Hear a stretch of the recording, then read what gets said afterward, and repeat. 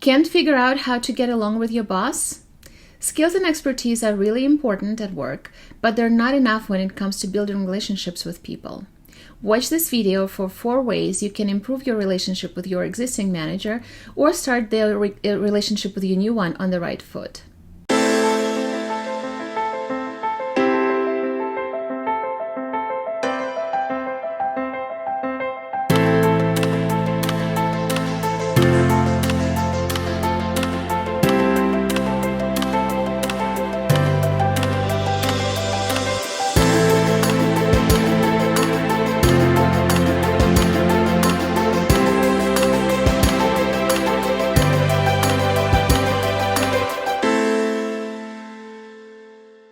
Hello, this is Dr. OLGATARA helping you engage the hearts and minds of your coworkers.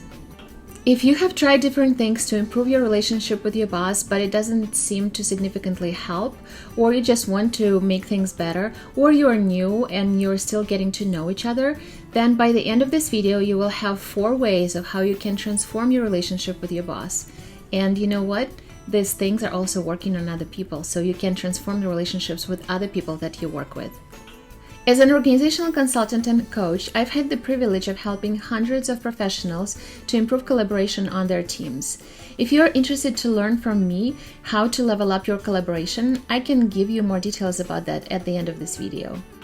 So you're already good at what you do and you have the work ethic that is required in your company, so the boss is happy with your work and now you want to up your game. Here's how.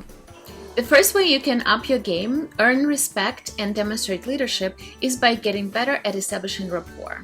What can help with that is being empathetic and curious. As I explain in my blog, empathy is about feeling with people, and sympathy is about feeling for people. Empathy is about putting yourself in their shoes and really understanding their context, whereas sympathy would be something like, well, I'm sorry that you're feeling that way. Curiosity in this context is about genuine interest in the other person. So when curiosity and empathy are put together, you become really powerful because you're becoming more human and more approachable.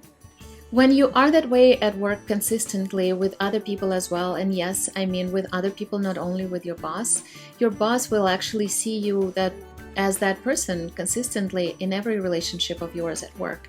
And he or she will be more likely to be willing to have a good relationship with you, where the open and candid conversation and communication is real. It's not a facade or a manipulation. Here's a secret you may not realize. Your boss depends on you. Yes, they do depend on you because your work reflects on them. Your achievements are their achievements. So he or she is interested in getting along with you and have a good relationship with you.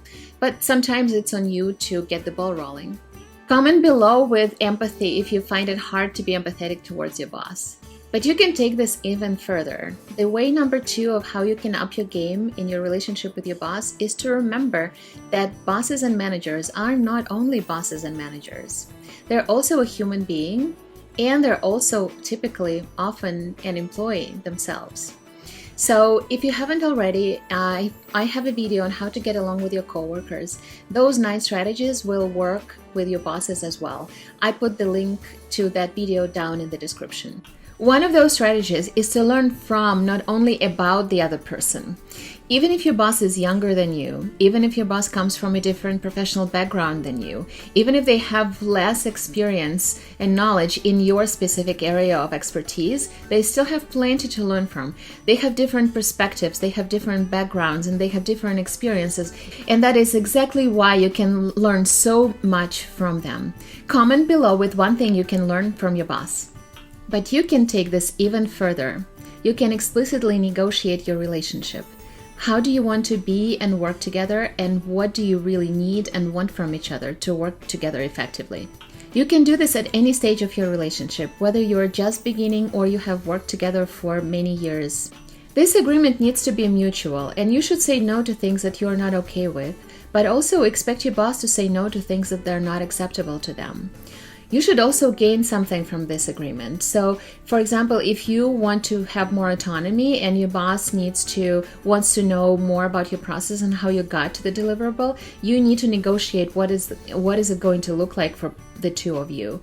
If, for example, another example is if your boss is only giving you praise and never gives you constructive criticism or feedback, and that is what you need, or vice versa, that's another thing that you need to explicitly negotiate and understand how you're going to work through that together.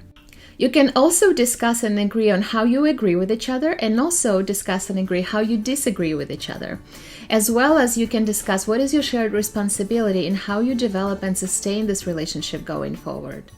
And remember, this agreement is something that you can come back to at any time. You can add things, you can change things, as long as it makes sense to you and your boss.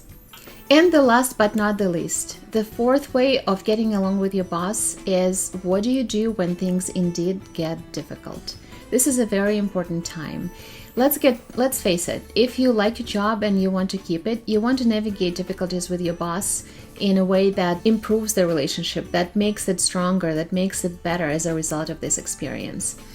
If you haven't seen that already, I have a video on tensions, on how to navigate tensions at work. So if you want to check that out, I put the link to it below in the description. To begin with, I highly recommend that you include how you work through difficulties into your agreement that we just talked about. All those interpersonal difficulties and challenges and difficult times that you work through together with your boss, I think should be in that agreement.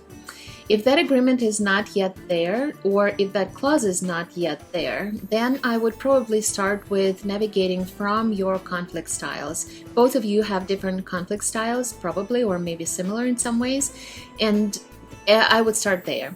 To learn more about that and really to get the full scoop on how to effectively navigate tensions in the workplace, check out my other video.